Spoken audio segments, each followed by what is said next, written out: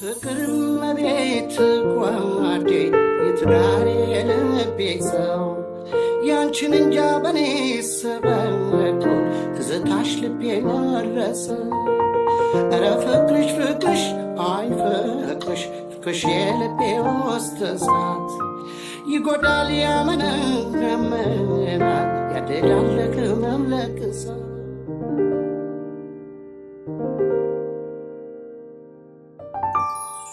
የለም ታውቂያለሽ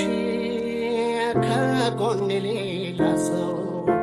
ጭንቄን የሚያውቅልኝ ሀሳብ የማውሰው